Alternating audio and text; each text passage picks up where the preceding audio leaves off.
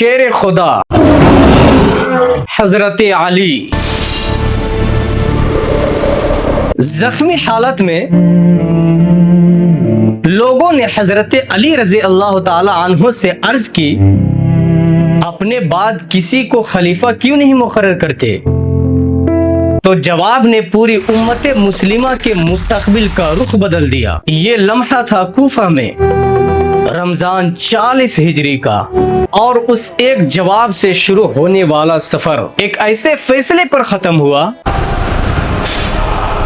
जहां खुद रसूलुल्लाह सल्लल्लाहु अलैहि वसल्लम ने सदियों पहले बयान कर दिया था। ये कहानी है एक ऐसे मोड़ की जहां खिलाफत राशिदा अपने आखिरी मरहले में दाखिल हुई।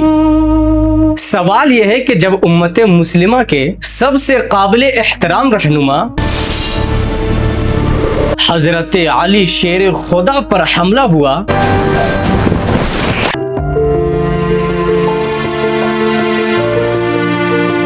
तो फिर क्या हुआ? क्या उम्मत तकसीम हुई या मुत्तहिद रही? इस एपिसोड में हम देखेंगे कि एक ऐसी लड़ाई जो शुरू होने वाली थी कैसे अमन व सुकून के साथ टल गई, और ये कैसे नबी करीम सल्लल्लाहु अलैहि वसल्लम के एक पेशगोई के बिल्कुल मुताबिक साबित हुई। हजरत अली रजी अल्लाह ताला अन्हु रसूलुल्लाह सल्लल्लाहु अलैहि वसल्लम के दामाद थे, उम्मत मुस्लिमा के चौथे खलीफा थे, और उनका दौर खिलाफत सियासी इख्तलाफात के दरमियान गुजरा, और रमजान 40 हिजरी में कूफा में इब्ने मुलजिम नामी शख्स ने उन पर हमला कर दिया। जख्मी हालत में लोगों ने हजरत अली रजी अल्लाह ताला अन्हु से अर्ज की कि अपने बाद किसी को खलीफा मुकर्रर कर दीजिए। फिर हजरत अली रजी अल्लाह ताला अन्हु का जवाब क्या था? आइए आपको स्क्रीन पर एग्जैक्ट वही इबारत दिखाते हैं जो हजरत अली रजी अल्लाह ताला अन्हु का कौल है। बस अब अपनी आंखों से स्क्रीन पर हजरत अली का जवाब देखिए। बस मैं उसका उर्दू तर्जमा कर रहा हूँ। हजरत अली का जवाब है, नहीं, मैं अपने बाद किसी को मुकर्रर नहीं करूंगा। मैं तुम्हें उसी तरह छोड़ रहा हूँ जैसे रसूलुल्लाह सल्लल्लाहु अलैहि वसल्लम ने छोड़ा था। अगर अल्लाह तबारक व तआला तुम्हारे लिए भलाई चाहेगा तो वो तुम्हें खुद ही तुम में से बेहतरीन शख्स पर मुत्तफक कर देगा, जैसे रसूलुल्लाह सल्लल्लाहु अलैहि वसल्लम के बाद किया था। ये जवाब दरअसल खिलाफत राशिदा के एक अहम उसूल को जाहिर करता था कि खलीफा विरासत में नहीं बनता बल्कि मुसलमानों की रजामंदी और बयात से मुंतखब होता है। हजरत अली रजी अल्लाह ताला अन्हु की वफात हुई और उसके फौरन बाद एक शख्स सबसे पहले आगे बढ़ा, कैस बिन साद बिन इबादा रजी अल्लाह ताला अन्हु। उन्होंने हजरत हसन रजी अल्लाह ताला अन्हु से कहा, अपना हाथ बढ़ाइए, मैं आपकी बैअत करता हूँ किताबुल्लाह और सुन्नत नबी सल्लल्लाहु अलैहि वसल्लम पर। हजरत हसन रजी अल्लाह ताला अन्हु खामोश रहे और उसी खामोशी में बैअत मुकम्मल हो गई। फिर बाकी लोगों ने भी बैअत की। उम्मत के पास अब एक नया खलीफा था। मगर मामला यहाँ खत्म नहीं हुआ, बल्कि दूसरी तरफ शाम में अमीर मुआविया रजी अल्लाह ताला अन्हु का इख्तिदार पहले से मुस्तहकम था। हजरत हसन रजी अल्लाह ताला अन्हु ने अपने लश्कर को तैयार किया और शाम की जानिब चल पड़ा। मगर जैसे ही लश्कर मदाइन में पहुंचा, एक अफवाह ने सब कुछ बदल के रख दिया। किसी ने शोर मचा दिया कि मुकद्दमा लश्कर का सरदार मारा गया, और ये अफवाह झूठी थी मगर उसका असर हकीकी था। लश्कर में अफरा तफरी फैल गई, लोगों ने एक दूसरे का सामान लूटना शुरू कर दिया, हत्ता कि खुद हजरत हसन रजी अल्लाह ताला अन्हु का खेमा तक नहीं बचा। और जब आप रजी अल्लाह ताला अन्हु ने वहां से निकलने की कोशिश की तो किसी ने आप रजी अल्लाह ताला अन्हु पर वार कर दिया। आप रजी अल्लाह ताला अन्हु जख्मी हो गए, और ये वो लम्हा था जहां हजरत हसन रजी अल्लाह ताला अन्हु ने अपने ही लश्कर की हकीकत देखी। एक ऐसा लश्कर जो अंदर से बिखर चुका था। उसी जख्म और उसी अफरा तफरी के बाद हजरत हसन रजी अल्लाह ताला अन्हु ने एक फैसला किया जो तारीख का रुख बदलने वाला था। उन्होंने अमीर मुआविया रजी अल्लाह ताला अन्हु को सुलह के लिए खत लिखा हजरत अमीर मुआविया रज़ी अल्लाह ताला अन्हु ने फौरन जवाब दिया। उन्होंने 2 नुमाइंदे कूफे भेजा, अब्दुल्ला बिन आमिर और अब्दुर्रहमान बिन समरा को। ये नुमाइंदे हजरत हसन रज़ी अल्लाह ताला अन्हु के पास पहुँचे और फिर आपस में बातचीत शुरू हुई। हजरत हसन रज़ी अल्लाह ताला अन्हु ने सुलह के लिए 3 शराइत रखी। पहली शर्त कि कूफा के बैतुल मुक़द्दस से 50 लाख दिरहम लिए जाएं। और दूसरी शर्त दारा बिजर्द, जो एक फारसी का लफ्ज है, वो उस जमाने के एक गांव का नाम था। अब यहाँ से आने वाली आमदनी उनके लिए मुकर्रर कर दी जाए। और तीसरी शर्त और सबसे अहम, हजरत अली रज़ी अल्लाह ताला अन्हु पर उनके सामने कोई गाली या तान ना किया जाए।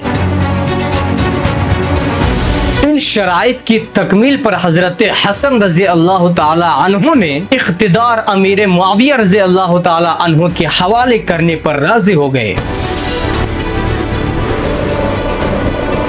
ताकि मुसलमानों का खून महफूज रहे। और आखिरकार दोनों लोग इस बात पर मुत्तफिक हो गए। मगर यह फैसला सबके लिए आसान नहीं था। खुद हजरत हुसैन रज़ी अल्लाह ताला अन्हु ने अपने भाई हजरत हसन रज़ी अल्लाह ताला अन्हु पर एतराज किया। वो इस राय से बिल्कुल मुतमईन नहीं थे। हजरत हसन रज़ी अल्लाह ताला अन्हु ने अपने भाई की बात नहीं मानी और अपने फैसले पर हमेशा कायम रहे। और इमाम इब्न कसीर रहमहुल्लाह, जो इस वाक़िया के मुअर्रिख हैं, खुद इस मकाम पर एक वाज़ेह राय देते हैं। वो लिखते हैं कि दुरुस्त बात हजरत हसन रज़ी अल्लाह ताला अन्हु के साथ थी। ये कोई आम मुअर्रिखाना बयान नहीं है, ये एक आलिम दीन का फैसला है कि इक़्तिदार से दस्तबरदारी का ये फैसला जाती नहीं बल्कि उम्मत के मफाद में था। अब यहाँ पर एक ऐसे हदीस सामने आती है जो इस पूरे वाक़िया को एक नई रोशनी में पेश कर देती है। सही बुखारी में ये रिवायत महफूज है कि रसूलुल्लाह सल्लल्लाहु अलैहि वसल्लम ने एक दिन मिंबर पर खिताब किया था और हजरत हसन रज़ी अल्लाह ताला अन्हु उस वक्त कम उम्र थे और नबी करीम सल्लल्लाहु अलैहि वसल्लम ने उन्हें अपने पहलू में बैठाया और आप सल्लल्लाहु अलैहि वसल्लम ने पहले लोगों की तरफ देखा, फिर हजरत हसन रज़ी अल्लाह ताला अन्हु की तरफ देखा और फरमाया कि ऐ लोगों, मेरा ये बेटा सैयद है और अल्लाह तबारक व ताला इसके जरिए मुसलमानों की 2 अजीम जमातों के दरमियान सुलह कराएगा। ये अल्फाज बरसों पहले कहे गए थे और आज कूफा के मैदान में सुलह की शराइत तय पा रही थी। ये सिर्फ एक सियासी समझौता नहीं था बल्कि नबी करीम सल्लल्लाहु अलैहि वसल्लम की पेशगोई सच साबित हुई। रसूलुल्लाह सल्लल्लाहु अलैहि वसल्लम ने ये भी फरमाया था कि खिलाफत मेरे बाद 30 साल रहेगी, फिर बादशाहत हो जाएगी। यानी रसूलुल्लाह सल्लल्लाहु अलैहि वसल्लम की वफात रबीउल अव्वल 11 हिजरी में हुई थी और हजरत हसन रज़ी अल्लाह ताला अन्हु ने इख्तिदार से दस्तबरदारी उसी रबीउल अव्वल के महीने में की, 41 हिजरी में। यानी रसूलुल्लाह सल्लल्लाहु अलैहि वसल्लम की वफात से आइन 30 साल बाद। इमाम इब्न कसीर रहमहुल्लाह इस बारे में अपनी किताब अल-बिदाया व निहाया में लिखते हैं कि ये नबूवत की सबसे बड़ी निशानियों में से एक है। इख्तिदार मुंतकिल होने के बाद पूरी उम्मत एक ही खलीफा पर मुत्तफिक हो गई, इसीलिए उस साल को आमुल जमा यानी इत्तेहाद का साल कहा जाता है। इख्तिदार अब बाज़ाब्ता तौर पर अमीर मुआविया रज़ी अल्लाह ताला अन्हु के हवाले हो चुका था। जो लश्कर कभी जंग के लिए निकला था वो अब एक सुलह नामे पर वापस लौट आया था। जिस खून का खतरा था वो महफूज रहा और जिस इत्तेहाद की पेशगोई सदियों पहले की गई थी वो अपनी आंखों के सामने पूरा हो गया। मैदान में सुकून था, उम्मत एक हाकिम पर मुत्तफिक थी। मगर ये सुकून, जैसा कि तारीख गवाह है, हमेशा नहीं था। चंद ही साल गुजरे थे कि एक नया फैसला सामने आने लगा।